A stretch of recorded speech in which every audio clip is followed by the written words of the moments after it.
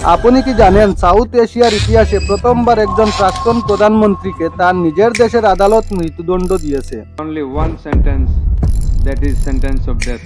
যে মহিলা 15 বছর বাংলাদেশ শাসন করেছেন, যিনি নিজের হাতে 2010 সালে এই ইন্টারন্যাশনাল ক্রাইমস ট্রাইব্যুনাল বানিয়েছেন জামায়াত নেতাদের বিচারের জন্য, আজ সেই আদালতই তাকে ফাঁসি দিল।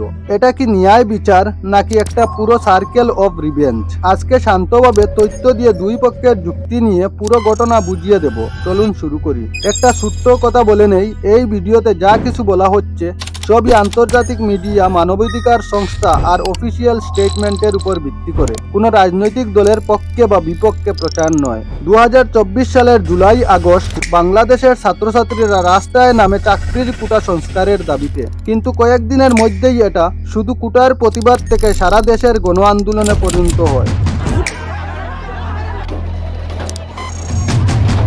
মনে আছে আবু সায়েদ এর সেই ভিডিও, একজন ছাত্র হাত তুলিয়ে দাঁড়িয়ে আছে, পুলিশ সামনে থেকে গুলি করে। সেই ছবি পুরো বিশ্ব দেখেছে। এই একটা ঘটনায় আগুন জ্বালিয়ে দেয়।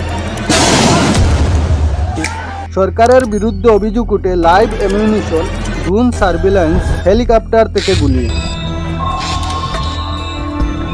অফিসিয়ালি সরকার এগুলো অস্বীকার করে। পুলিশ কোনো মেটাল বুলেট ব্যবহার করেনি, রাবার বুলেট ব্যবহার করেছে। কিন্তু সিসিটিভি ফুটেজ, মোবাইল ভিডিও আর হাজার হাজার সাক্ষী এর বিপরীত ছবি দেখায়। 5 আগস্ট 2024 শেখ হাসিনা হেলিকপ্টারে করে ভারতে পালিয়ে যান। তার সমর্থকরা বলেন রাজনৈতিক চাপে বাধ্য হয়েছেন, বিরোধীরা বলেন অ্যাকাউন্টেবিলিটি থেকে পালানো। এরপর ইন্টারন্যাশনাল ক্রাইমস ট্রাইব্যুনাল ICTB বিচার শুরু করে।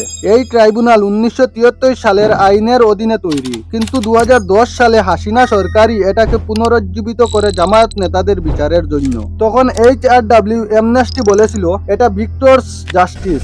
আজ সেই একই সমালোচনা তার বিরুদ্ধে। 17 নভেম্বর 2025 ট্রাইব্যুনাল তাকে ইন অ্যাবসেন্সিয়া মৃত্যুদণ্ড দেয়। মূল অভিযোগ 3টা। Point 1 command responsibility, point 2 direct order for excessive force, drone helicopter, point 3 failure to prevent death. বিচারটা হয়েছে ইন অ্যাবসেন্সিয়া, অর্থাৎ হাসিনা আদালতে ছিলেন না। আইনত এটা সম্ভব যদি নোটিশ প্রপারলি সার্ভ করা হয়। ট্রাইব্যুনাল বলেছে বারবার সমন পাঠানো হয়েছে, কিন্তু অ্যামনেস্টি ইন্টারন্যাশনাল বলছে trial fail to meet international fair trial standards.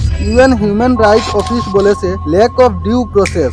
দুই পক্ষেই যুক্তি আছে। তবে এখন আপনার মনে একটি প্রশ্ন আসে, কি এই জাজমেন্টে আপিল করা যাবে কি? হ্যাঁ, 1973 আইন অনুযায়ী রায়ের 30 দিনের মধ্যে সুপ্রিম কোর্টে আপিল করা যায়, ইন অ্যাবসেন্সিয়া হলেও। কিন্তু আপিল করতে হলে হাসিনাকে দেশে ফিরতে হবে, যেটা এখন প্রায়ই অসম্ভব। UN, অ্যামনেস্টি, HRW সবাই ডিউ প্রসেস নিয়ে উদ্বেগ প্রকাশ করেছে, কিন্তু অনেকে বলেছে no one is the above the law, even former prime minister. দুটো ন্যারেটিভই চলছে। এই ঘটনা একটা বড় মেসেজ দিচ্ছে, ক্ষমতা যতই বড় হোক অ্যাকাউন্টেবিলিটি থেকে বাঁচা যায় না। ছাত্র আন্দোলন দক্ষিণ এশিয়ার এখন সবচেয়ে বড় পলিটিক্যাল ফোর্স।